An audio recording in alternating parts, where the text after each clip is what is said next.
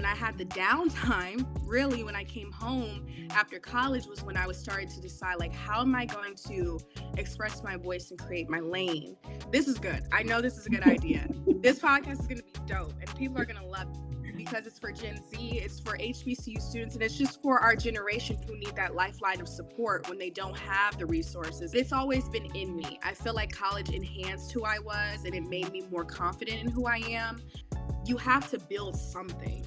You can't just say, I want to be this, and you have not laid down any type of foundation whatsoever. Like, a lot of girls ask me that all the time, like, how are you this? How are you getting these opportunities? I created opportunities for myself. It's knowing that we have everything that we need to change our lives. First of all, you're not going to always be good at everything from the beginning. I feel like that was one of those trying moments for me. Like I said, I just don't want to put a limit because I know my worth is that. You know, I'm worth billions because I know what I can contribute. I know I'm going to get better over time. I don't want to be somewhere where my work is not going to be appreciated or where I'm going to have to scratch and crawl and beg and ask people to just do an interview with me or do certain things. With my journey, and I learned this when I interviewed Jay Ellis, he was telling me that he consumed like 8 hours of television a day. And like, to me, that's a lot. I mean, on average, people probably watch more TV than that, but he was being intentional about why he was watching TV.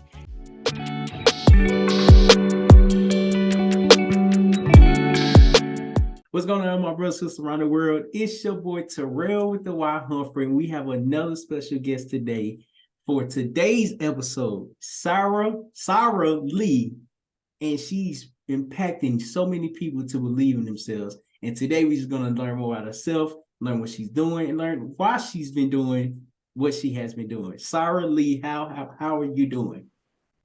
I'm amazing. Thank you for the amazing introduction. I'm so excited to be talking to you and just sharing my story. I appreciate you for saying yes. You're what I've seen, just a little short glimpse of it. You're pursuing your dreams, and it's hard to do that because you also have a podcast called Set Up for Success. Yes. Where did that come from? So I graduated in May of 2023. I had no job after graduation. So it kind of freaked me out a little bit because I knew I did not want to be a reporter. I didn't want to do local news. I'm not a hard news girl. And I just always felt that my journey was going to be different. And I always gravitated to podcasting. So Set Up for Success wasn't necessarily the first podcast I ever had. I did one when I was about a freshman. And it was just kind of like an intro to podcasting, but I didn't really get into it as much. So when I graduated, I'm like, this is frustrating, not having any resources. I've done the work. I've done everything. I've had the best mentors possible. But for some reason, when your path is different, you're not going to have a traditional route. And I had to understand that early on, that my route was just not going to be traditional at all. So what happened was I decided, I've been wanting to do a podcast. I was consulting with so many people like Taylor Rooks, and I talked with her and I was just like, what kind of podcast should I do? Like, this is what I'm into. This is what I want to do. And she was, telling me like, narrow it down. So when I had the downtime, really when I came home after college was when I was starting to decide, like, how am I going to express my voice and create my lane? Because that's what I did all through college. So I sat down and I literally was just thinking like of names, like what is a unique name, spin off on my name, things with the word S. Like I was just literally brainstorming so many things to try to find what was unique to me. And then Set Up for Success came to my brain. I ran to my parents and I told them, I'm like, I got this idea. It's going to be Set Up for Success and I'm going to do this and that. And once I created it, I ended up submitting my podcast to Black Ambition, which is Pharrell's prize competition for entrepreneurs. You can be an HBCU grad or you could just be an entrepreneur who has a business. So once I did that and created the layout of the podcast, I submitted it. I'm like, this is good. I know this is a good idea. This podcast is going to be dope and people are going to love it because it's for Gen Z, it's for HBCU students, and it's just for our generation who need that lifeline of support when they don't have the resources. Because I personally get frustrated with what's out there with the media. And I don't see a lot of young people having intellectual conversations with thought leaders. And it's always people who are much older and who have more experience. But I feel like I'm a wise soul, and I feel like I can go toe to toe with those people and have conversations that will actually change the game for young people and get them more serious about their future, because that's the space I'm in. And I resonate with that deeply, especially when I didn't have a job. I didn't really have a necessary lane that was crafted for me specifically. So once I got in the competition and I made it to the semifinals, that's when I started really crafting Set Up for Success. I launched it in June 16th, which is Tupac's birthday. I'm very much inspired by him. So I waited and I pushed it back because I'm like, Pac is one of my inspirations. I know this date in my brain, so this is gonna be the day I launch. And that's been it. It's been great ever since. We're like 9 episodes in, and we've had some amazing conversations, all from my room. Like all of this has been done from my room. And I made it to a great competition, and I'm impacting already. And I'm just excited for the future with the podcast. Wow, wow. And realizing the path that you're on is not going to be like the typical path, right? And Yeah. it's like identifying like, okay, my path might not be the same, might not be like everybody else's. How can I create my own lane? Because like Right. you mentioned that you are very wise for your age, kind of like an Mm-hmm. old soul. Yeah. I'm the same exact way. Everybody that's older than me, I'm communicating with them like we're talking amongst each other. And it talk, Yeah. I'm like, oh, it's not that I'm different, it's that I learn more about myself. I've learned Mm-hmm. to come to open to anything that I have that I want to do. But it's Right. understanding that it takes time. You mentioned Yeah. that you were an HBCU graduate from Howard, Mhm. correct? Hampton. Hampton. That's I our apologize. I rivals. apologize. That's okay. Yes, From Hampton Hampton. What University. did you major in? Journalism, communications. Journalism. Yes. So Mhm. journalism has always been my thing. I didn't attend Hampton all 4 years. I actually transferred to Hampton my junior year during the pandemic, which was a great move. So the pandemic was in my favor Mm. because I had my credits and I knew I wanted to go to an HBCU. But honestly, when I graduated high school at 17. So I really wasn't ready to go away from home. I feel like I was still learning and maturing at a time where I just really needed to get my gen eds done and save money because I just did not want to have so much debt. And my parents, supported me and they helped me find Lincoln College. And Lincoln was like my first, grounds of like getting into broadcast media, but it's always been in me. I feel like college enhanced who I was and it made me more confident in who I am. So I always say for me, college was one of the best decisions. Always been something I wanted my bachelor's degree. I wanted to have those accomplishments, but definitely when I went to Hampton is when I really like embodied Sárah Lee, the brand of like who I am and like what I stand for and the type of opportunities that were available to me, I took advantage of them. Even if they weren't crystal clear, I just capitalized on everything. So I love Hampton. That's my home. I love Virginia. I love everything about HU. I really do. So you mentioned that you learn more about yourself, and when you identify your goal, you just pursuing it, just going full throttle with it. How did you Yeah. know, like, okay, this is something that I want to do, but I'm not really sure what the outcome is, because that's what stops a lot of people not knowing the outcome. Honestly, I didn't care. Like I felt as if I just keep going, if I keep trying and seeing what's available to me, then it'll unlock the next version of myself. You know what I'm saying? I watched an interview this morning with Erica Badu, and she was saying that you can't be somebody that you're not because you're not even on that timeline. So for me, I wasn't going to pretend I'm anybody but me. So at the time, I'm a junior in college. That is what I have access to. This is who I am. I'm pursuing my education. I love media. I love interviewing, and I tried a lot of different things. Like first it was sports. I was the main news anchor on. So it's not that I had this idea of like, this is what it is and this is who I am. I was figuring out, like, I knew what the goal was. It was always to be media mogul, Oprah, Beyonce level of success. I'm not there. I will get there. But when I was a junior, I was not there. So I had to do things that were in my reach. So I started doing like I used to research even the football players. I'm like, who is the best wide receiver in at Hampton right now? And then I found who the best wide receiver was. I found all these things, and I found these stories that nobody was paying attention to. So what I did was I packed up a camera, I packed up my microphone.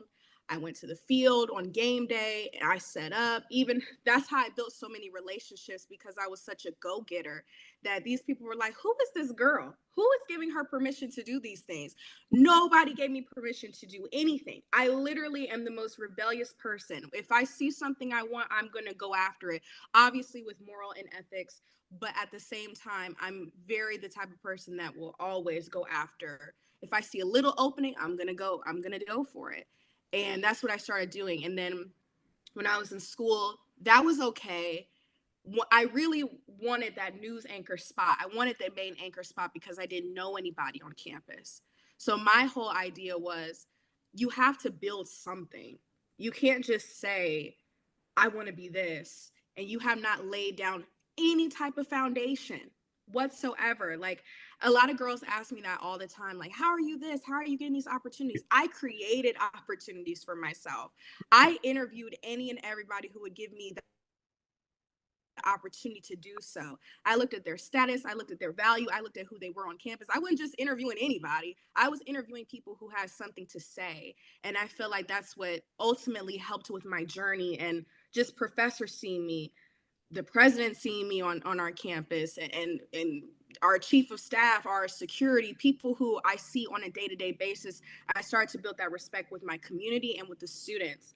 And coming in as a student that had never been to the campus, that's how things started happening for me. But I'm very grateful for the pandemic. Even though it was a terrible thing for me, I used it to my advantage, because everybody had masks, everybody was very much social distance. So it kind of gave me room to kind of like, hey, get to know people and kind of insert myself in these spaces that maybe if the pandemic didn't happen, maybe it could have been harder for me. I don't know. So it was very interesting journey for me. There's always a reason behind the unknown. And Yeah. what I've learned is that we being proactively, I think, is that the right word? Us being Yeah. proactive and going to seize the opportunities and not waiting on it, we have to learn that it takes time. The reason why I Yeah. keep emphasizing that it takes time is that we have to decide for today. You mentioned Beyonce and Oprah, and Mm. it's crazy that you even mentioned them, because for the last few weeks I just been learning. First off, Oprah and Beyonce are very good business women. Okay, very phenomenal at everything that they're doing. Beyonce is a phenomenal performer. Oprah is a phenomenal interviewer, but they understand people. People Mm-hmm. just want to be heard. People have stories, and oftentimes our stories are not being heard because we're not talking to the right person. Yes. You Yeah. mentioned that you did 9 episodes, right? 9 podcast episodes of Yeah. Set Up for Success, right? Yes. Of the 9 interviews that you did, what is Mm-hmm. one takeaway that you have learned from each one of them? Oh, wow. Okay. So from the very first interview, Monet, I've learned, and I'll say it in a nutshell because all of them have collectively similar messages. And I've studied that with successful people. Yeah. If you really listen to successful people, they all tell you the same. Same thing.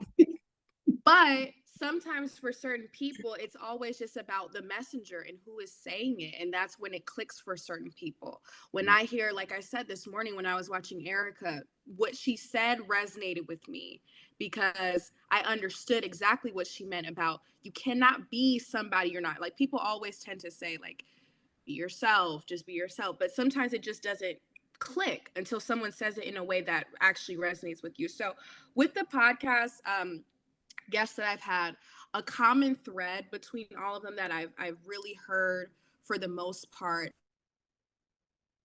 is, like you said, definitely about time is a big factor. Definitely about, understanding that what is meant for you is for you, and it's your journey, and nobody can take away whatever's for you is going to happen for you in time. You know what I mean? Nobody can rush something that hasn't even happened yet. And also a common thread between all of them, they all say very much the same thing because they're all on the same level. They do different things, but they all understand success in a way that like keep it at a medium. Don't get too high, don't get too low. Jaleel said that, and that really was something that I picked up on a lot because sometimes my wins are so high that I'm like, yes, I'm right where I want to be. And then I'm there and I'm like, wait, this is what it's supposed to feel like? Is it supposed to feel like something else? Then when I'm low, I drag it. So trying to stay at a medium and try to stay, you know, in the middle with what you're doing and not getting too high, not getting too low, and just keep going. Like, don't look around, don't worry about what other people are doing. Like, focus on your individual path and what's right in front of you. And I just feel like everybody has told me that throughout their episodes, throughout their their journeys, they've all had that in common. So definitely that. And that's important to recognize because like you mentioned, they're doing different things, but they're saying the same exact thing, same exact thing. Believe in yourself, take time, stay in your lane, focus on yourself. But it's the way it's presented.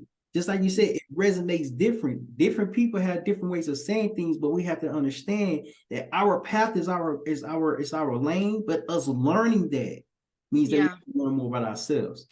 for You sure. you mentioned that you was always aware of who you are. Mm, Saw a video at the age uh-huh. of 18, you got your first car. Yeah. Mm-hmm. Was the name Nip? I decided to name my car. So I do love Nipsey Hussle. I'm wearing a Nipsey shirt. Uh, I decided to name my car Boogie. I don't know why. It was my favorite. It's my first car. I still have that car. She took me everywhere. She got me to where I needed to go. So yes, I did get my first car. Thankful to my parents. My parents got me that car at 8. Yes, my parents did, not me. Boogie, Boogie, get you from point A But to point B, point yeah, she did. C, and so and so. Yes, she did. And you know, a lot of people don't discuss those. Sometimes like the things that we take for granted. My car has gotten me to those interviews.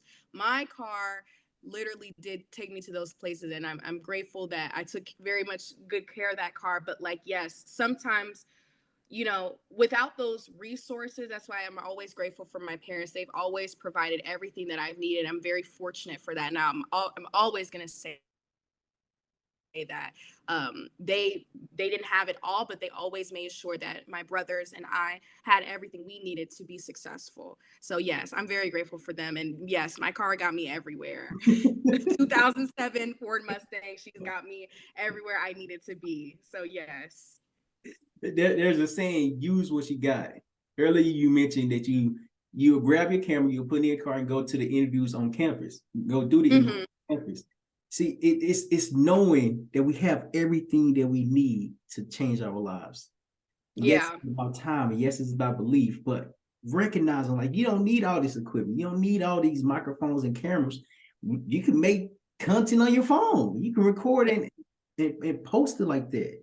We're for just sure. starting. Why do you think it's hard for people to start and believe in themselves? I think because I want to say they see other people's journey, and they start to feel like, well, I don't know, because social media does make everything look so grand and so big. Mhm. If people really understood what was going on behind each photograph that I've ever taken or each moment, I mean, it won't look as glamorous at what it looks like, but the moments being captured is what people are seeing. I think it's hard because people just feel like everything has to be top notch and perfect. If it's not the best production, if it's not the best thing, oh, I can't do that because they were doing that back then. I need to have I need to have like you said, they feel like they need to have all of these things. And also I feel what stops people from doing the things that they want to do is because they truly don't know why they're doing it. I always tell my friends, what is your intention? I learned that from my parents at an early age. Like, whatever you doing, be intentional. Like, what are you actually doing this for? Why do you want to get behind the microphone? Why do you want to have a camera in everybody's face if that's what you want to do? People don't really understand why they're doing it. That's why it's so easy for them to quit because they didn't really have a purpose from the beginning. I would never let anyone do anything or suggest anyone to do anything in regards to career, in regards to working extremely hard at something, if you don't even know why you're doing it. I had to sit with myself so many times, even now, and revise, okay, what am I doing this for now? Because nothing is about us. I feel like we live in a society where sometimes people want everything, the attention to be on them. And that's just not how it works. That's not how successful people operate. Now, some people do get lucky. Some people do have moments where they get the platform. They have all the things that they actually wanted. But what are you actually saying? And then at the end of the day, and when it dies out, it's not a legacy. It's not something we'll ever remember. So you can have a viral moment. You can have moments where people see you and they see what you're doing, and you're getting a lot of attention. But if you're not really bringing purpose and you're not using what you're trying to do to get somewhere, you won't last. It'll be just something that fizzles out. You had a moment, then you lost it. Now you got to go back. Now you're depressed because you don't know what happened. But what happened was you have to take time to figure out what it is you actually want to contribute to the world, and not just taking up space, not just trying to be like everyone else. And I've never wanted to be like that. I've always wanted to have something to say. Like you said, I admire Oprah and I admire Beyonce. Those are my favorite business women and leaders and trailblazers in their field. But I want to contribute something that's different. That's me, because that's what will last. Not me copying Oprah or copying whatever other journalist is doing something similar to me. It won't work. And that's what learning what your path is and your lane and focusing on it. There's Yeah. an analogy. There's an analogy. You know how you're on the freeway? What Yes. what city are you in? What state are you in? Illinois currently. How many lanes do y'all have on the freeway? Well, in my town, in my town, I live in a very small town, so I don't have to worry about Chicago. If I visit, it might be four or whatever the case, but I'm not in the city more so a lot, especially now. But yes, it most likely is probably 4 or 5 lanes or something like that. Okay, let's use four. Let's use four. You know how it go from speed to going the speed limit to going over the speed limit. I like to Hmm. stay to the far right and just cruise because Right. people are really impatient. But to be honest, there's no rush for me. There's no rush for our success because as soon as you take time and take action today, your results is going to come in due time. Yeah. There's one thing that you have failed at and you learn from.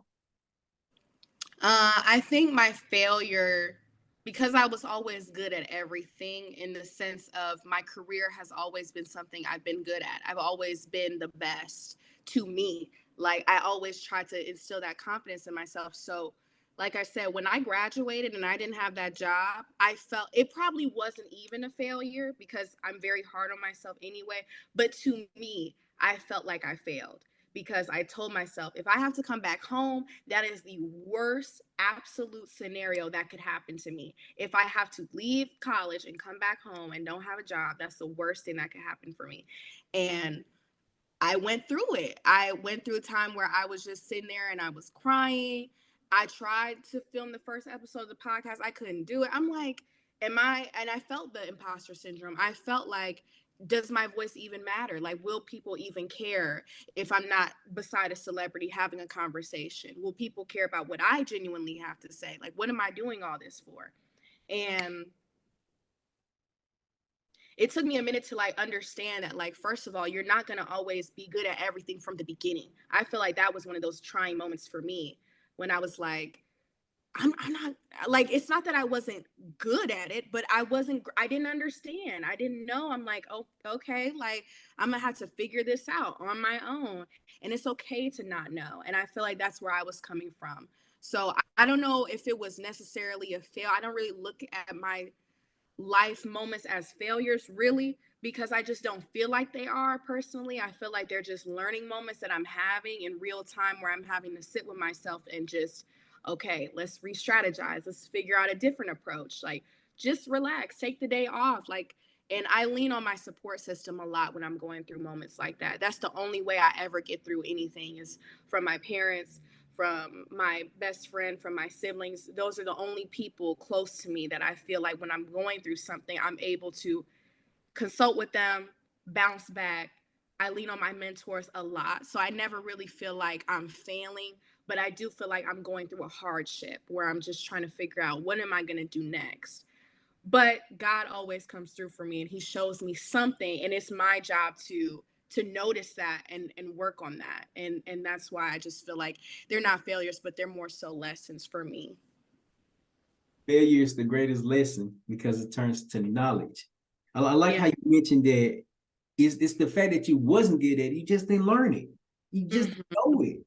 When I started doing business, or when I started back in 2020, I had to learn about business, communication, making content, recording, and finding my voice. It was difficult. Like you said, it wasn't the fact I wasn't good. I just had to learn it. We have to put Exactly. time to learn it. That's what Hmm. stops a lot of people, in my opinion. That's what stops a lot of people from learning one thing, one craft, because we're so talented. We're Hmm. so we're so creative. How did Yeah. you learn how to focus on one thing and remain focused on the thing that you're paying attention to? I love that question because it's hard because I have so many other passions. When I was younger, I thought I wanted to be an actress. And then I was like, because I love telling stories, so that's what I associated with storytelling. Media was always prevalent to me, but I just, like I said, I didn't resonate with certain things with media because it didn't feel like it was something I wanted to necessarily pursue. For me, like I said, I had to get clear on my mission. I had to get clear on my purpose. That's the only way I'm able to block out other things because even with me building my page, you found me because my page went up. Like it went viral. You found my video and that's how people are starting to find me. And I feel like those moments, that's when I had to understand, like, if you just focus on you and what you actually want to accomplish with media, all the other doors will open up for you. You can host other things. You can maybe have a management or a talent company get you, book you those things that you actually want to do outside of media. But I do know for a fact that my mission is to be a storyteller and an interviewer and impact. So for me, that's what's kept me laser focused on this, is because I know media is so broad that once you're good at one thing, I mean, you can see it with everyone else's journey. I watch so many other talented people in different lanes, like on TikTok, or just people who are actors who turn musicians, or musicians that turn actors. You know, things open up for them, but you have to master one thing first. Even with social media, I'm attacking Instagram because that's what I'm good at. I'm not worried about TikTok. I'm not a TikToker. You know what I mean? I'm not good at Facebook. That's not my lane. But I know TikTok. I mean, I know Instagram, I know LinkedIn, I know those platforms. So I feel the best advice I can give on that note is more so just knowing what you're good at and perfecting it. So then other people can see how good you are at that. And then more opportunities will open up for you. But definitely master one. Don't try to master everything else. Because I tend to feel that sometimes people see other people having success over there and they're doing so good over there, but they're looking at someone else's and they're like, oh no, but they're doing good over there. So I need to put my focus over there. But it's like, but you were just doing fine. You just got off track. You're looking at someone else and seeing their success instead of worrying about what you actually can contribute. It's So the, that, I'm sorry, I just interrupted you. I apologize. no, you're fine. So that's like the shiny, what is it called? Object syndrome, something like that.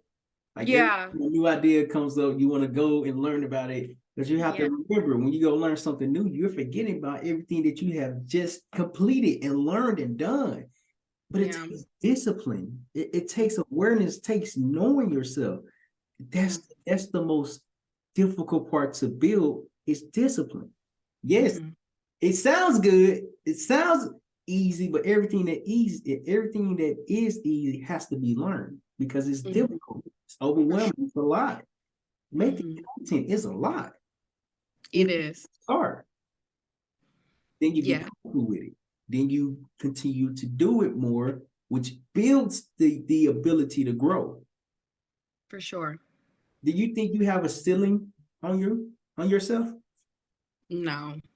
I feel like I'm gonna be a billionaire. Like I dream so big, and I'm so, it's taken me like my confidence didn't come overnight either. And that's something that I had to really, really, really work on because for me, I was in spaces as a child, especially like with my educational system that I was in. You know, I didn't resonate with my teachers. I didn't resonate with my students, the people who were my peers. So it took me a minute to actually like find my self-confidence in what I'm doing to actually say there is no ceiling, because I feel like a lot of time people see where they are and they're like, well, if I could just accomplish this, then I'll be good. For me, I don't want to have that type of mentality because I know what it's like to actually accomplish a lot of big bucket list goals, and then it's just like, oh no, there's but because you get exposed to more, you know, when you're around great people, when you experience great opportunities and you see great things, it pushes you more, because it's like, why would you want to stop? Why would you want to put a limit to what you could actually achieve? Because for me, if I say, if I get 100,000 views on a video, if I could just interview this one person, I'm good for life. I can just sit back and that's it. That's so unrealistic because number one, you have to make money. Number two, it's like it takes so long for people to even reach the type of wealth or status that they want to build for their life. And for me, I know I have so many dreams and so many things that I want to do, and like you said, time is going to be the thing for me that I'm very much learning now, that like I'll accomplish things and I'm like, okay, but I have this milestone I'm trying to get, but it's just like that milestone will come. So definitely no ceiling, but definitely mastering the confidence to understand that I'm worthy of reaching those goals and I'm worthy of getting those opportunities. I'm worthy of making that amount of money, that there like that to me has been the biggest factor for me to not limit my potential. You said a word that stuck with me, and I'm going to bring it back up. You said that Okay. you're going to be a billionaire, not a Yeah. millionaire, a billion. No. Yeah. Million is my goal though. That is definitely my goal. You know, I found this girl. Her name is Monet McMichael. I watch her a lot. I recently found her when I was home during the summertime, and I looked on the Forbes 30 under 30 list, and she makes about 4.1 million, and she's 23 years old. So that's when I had to understand, like, there are people in my age group who are doing things that I'm doing, maybe in a different aspect with beauty and content creation, but my lane exists. Like, this path for me is there. It's just about strategy, it's about time, it's about patience. My goal isn't to be money hungry. Of course, I want to live a nice life and take care of my family.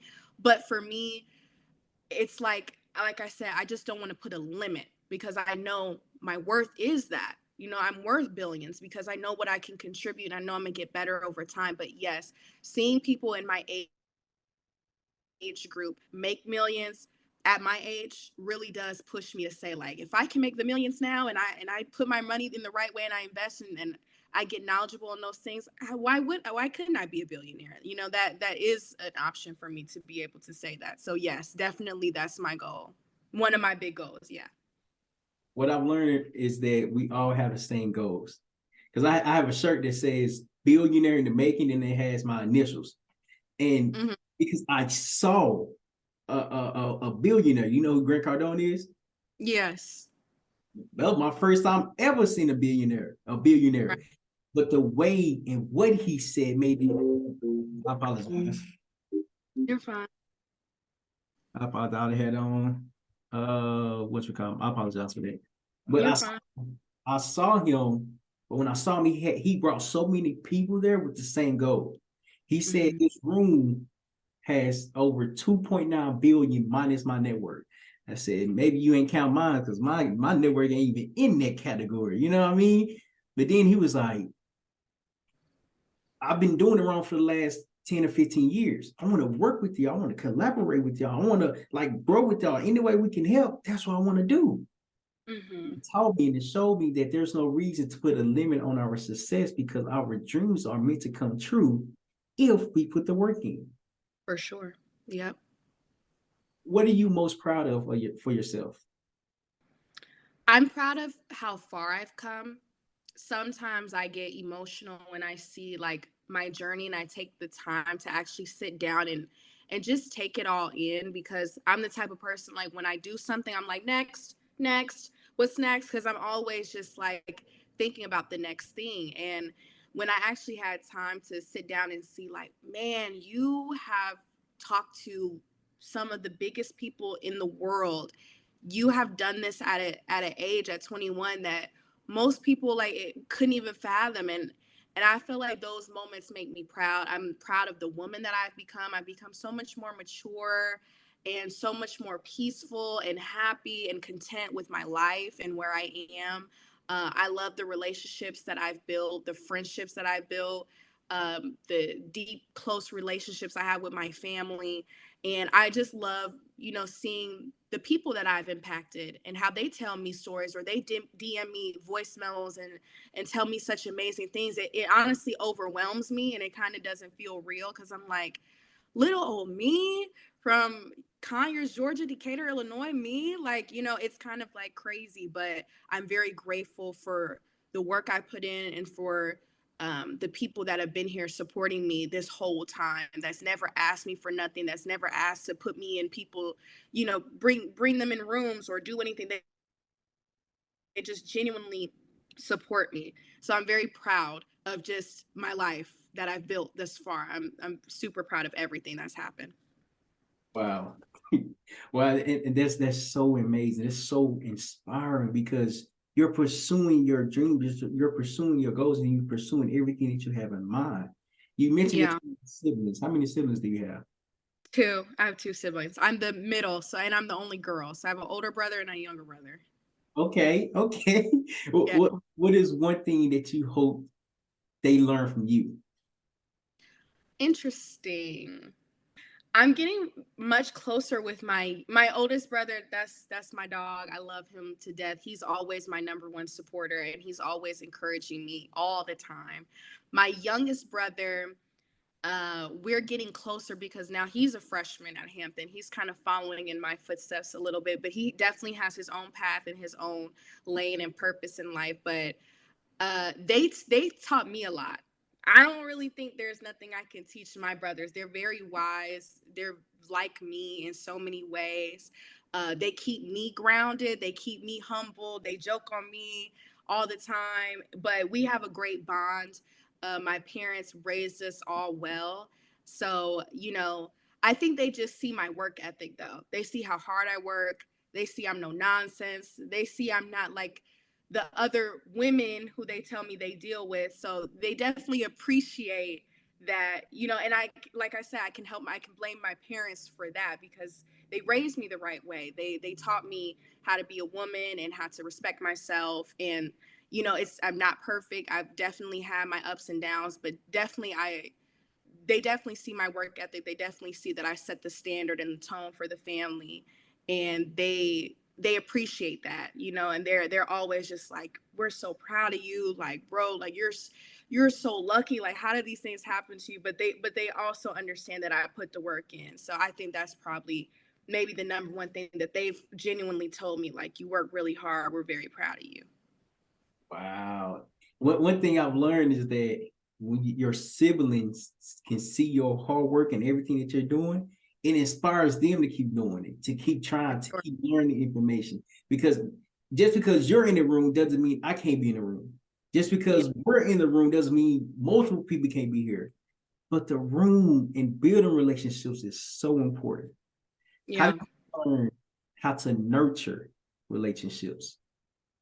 um Relationships for me I've had a lot of people come through my path. A lot of people have come through my path.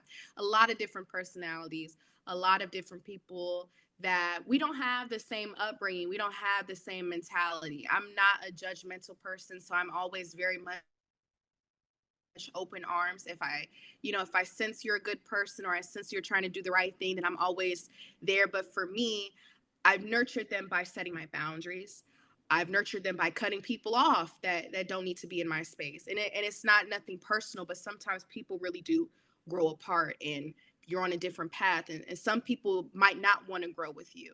I'm the type of person where my best friend, we've been friends for about 5 going on 6 years now. He is the longest friendship I've ever had, but we're on the same page. When we met, we were very different, polar opposite, but he grew with me. You know what I mean? We grew together. We talked about what we wanted out of life. And I taught him a lot of things. He tells me all the time, he's like, if I wouldn't have met you, I don't know what I would have been like. You know what I mean? And I don't take that lightly. I don't take that for granted. So I try to pour into everybody. I'm a very nurturing person with my parents. I take care of my dad. I take care of my mom, um, my dogs. I'm very loyal, and I pour into everything that pours into me. If I feel stressed about someone in my space, or if I feel the slightest bit of jealousy or envy, or just anything that just doesn't make me feel like I can bring you along the journey, we just won't be friends. We could be associates. I have a lot of people who I'm associated with, but we don't necessarily have tight, close relationships. Like, I have one best friend, and I'm not saying, some people say they have one friend but they really have like 10. Like, no, I literally only have really one good friend, and I'm happy with that. And because I have my family and I have him, and my life is peaceful because of that. I know what it's like to be in a big friend group. I know what it's like to try to juggle different people and try to pour into somebody that's not pouring into you. And it's hard. And for me, I've had a lot of ups and downs. I've learned about myself, like what type of person I am, what I can tolerate and what I can't tolerate. Um, and I've just also learned my value through other people too, on like what I want to learn from people, what I don't want to be around, who I'm not. And that's part of that journey for me. Like we were talking about earlier, about like finding who I am and my purpose. It wasn't just me focusing on my career, it was really everybody around me testing me, and like seeing them come through my space and seeing what do they genuinely want from me. And I feel like I've been focused. No boyfriend, no none of that. I've had my time. Like at 21, for me, I don't have the time for that. Like, I genuinely don't. And I feel like all of those other things come later when you start actually nurturing yourself and other people. That's why I was telling you it's a big accomplishment for me, because I used to do that. I used to like pour into other people and not take care of myself, and not put my career at the forefront. It would always be like, oh, my attention's over here. I'll get to that later. Now my interview is not coming out. Or now I'm not, talking or emailing the people who I was supposed to, because I'm worried about what so and so is doing. So relationships are a huge factor, but I'm glad that I'm really nurturing myself and those people who I know I can trust. You are a wealth of wisdom. Sárah Lee, you are a wealth of wisdom. And I'm Um, only able to hear the wisdom, one, because you're saying it, and because I can relate to it as well. By us yeah. being, what's our generation? Gen Z? And yeah. Yeah. By us being Gen Z, we're so mature of learning everything that's around us to learn more about who we are becoming. That's why Yeah. I say get your wealth of wisdom, because you put the time, the effort, the pain, the suffering to learn more about yourself. Yes, Yeah. you have to feel the pain. You have to feel it and be aware of it. But as you're aware of it, now you learn more about yourself. Now you Yeah. evolve and continue to grow, because as you're growing, like you mentioned earlier, there's no ceiling on you. Yeah. No. Because the sky's the limit. Yes, it is. There's been things, I'm gonna tell you, Terrell. There's been things that's happened for me so far that I'm like, no way. But it's because I never limited myself. Like, I've always made vision boards, and I've seen my vision, and and my visions have changed a lot too. I remember like when I was just starting out with media, like I said, I knew I didn't want to do this, but then I thought it was something else. And then when I actually tried it, I'm like, this is not my scene. This is not my lane. This is not where I'm good. And I don't want to be somewhere where my work is not going to be appreciated, or where I'm going to have to scratch and crawl and beg and ask people to just do an interview with me or do certain things. So yes, I definitely agree with you on that. How did you understand the importance of building a brand? Because a lot of people lack that knowledge. But how did you get to the point where, like, okay, I'm building Sárah Lee, and this is what Sárah Lee going to do to continue this journey and path? Yeah, building a brand was difficult because I really, in the beginning, I didn't know what it meant. Like, I used to hear people say, build a brand, build a brand, build a brand. And I'm like, what is, so I had to like go through like my rabbit hole of like, what is brand building? Like, what do you specifically mean? Like, I don't know what you're actually getting at, because when I look at brands, I look at an individual. But then people say, well, Beyonce's a brand. But it's just like, or someone else is a brand. But the thing is like, they're still an individual person. I feel like people, I'm going to unpack it just so it's much easier to understand. Building a brand is you. You are the brand. It's me. What my brand is who I am. So my integrity, my loyalty, how I present myself, how I carry myself, how I speak, how I dress, that's my brand. That's me, who I am, Sárah Lee as a person. Now, you can make your avatar, or however you want to look at it, whatever you want to be. So if you want to be the comedian that and now you can be so specific about what your brand actually is. You don't have to be so broad about everything. If you are good at making egg rolls and that is all you do, be the egg roll lady. Be the woman who just sits there and makes these cooking videos and just do that. That is a brand. That is someone who you're recognized for what you do, and people know you for that. All the brand deals and the things that happen to enhance who you are, those things come later. But actually building a brand starts with understanding who you are. Do you have a clean face? Can somebody vouch for you and say like, hey, Sárah would be good for this, because they know you've built a great reputation for yourself, and your brand represents, what does it represent? Does it represent motivation? Does it represent beauty? Does it represent inclusivity?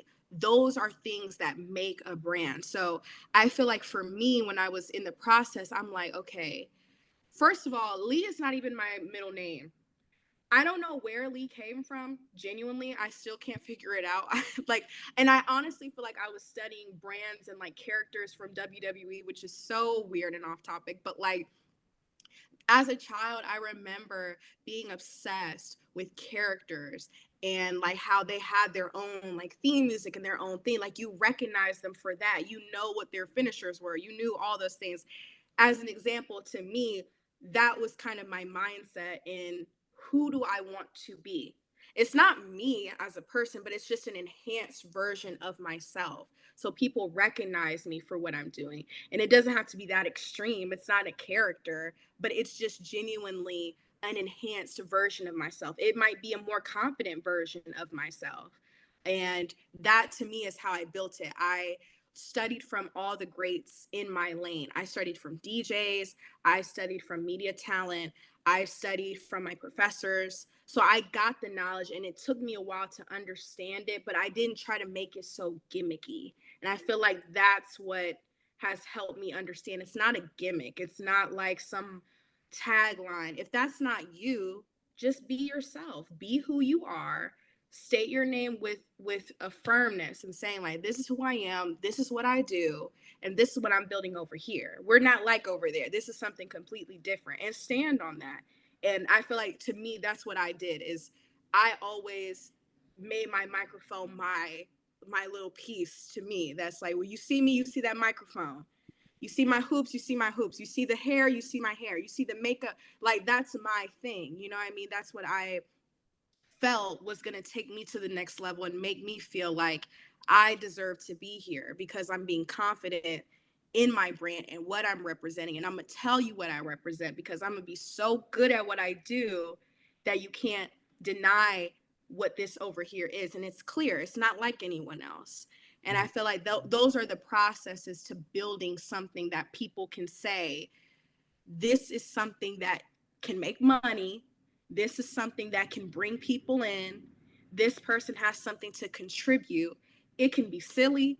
It can be serious. It doesn't have to be one thing. It could just be a contribution. Comedians contribute. They have their own style, their own lane, their own brands, their logos. But I wouldn't worry about all the nitty gritty stuff until you master who you are. That's why I always say, what's your intention? That's the process of building a brand. Mm. And it's so important because it boils down to the first topic of the day. Who Yeah. your path, your lane, you have to focus on that. Because when you Yeah. focus on that, that's when you grow from that. Yeah. There's a video, I don't know if you watched it, but do you know who Martin Luther King is? Yeah. Yes. I've been funny. I've been funny. Just got to make sure. Have you ever watched the video? What's your life's blueprint? I have actually. Yes. I watch a lot of motivational videos, so yes. When you was talking about be the best, I can't remember. Egg roller. I was Yeah. that's what I was thinking about. What's your life blueprint? Because he mentioned if you are a street sweeper, be the best street sweeper. Right, right, right, right. I didn't even connect that, but yes, true. What? Yeah, true. Yes, I feel like I consume so much, like honestly, all the time. And that's another thing with building a brand. I learned this um, with my journey, and I learned this when I interviewed Jay Ellis. He was telling me that he consumed like 8 hours of television a day. And like to me, that's a lot. I mean, on average, people probably watch more TV than that, but he was being intentional about why he was watching TV.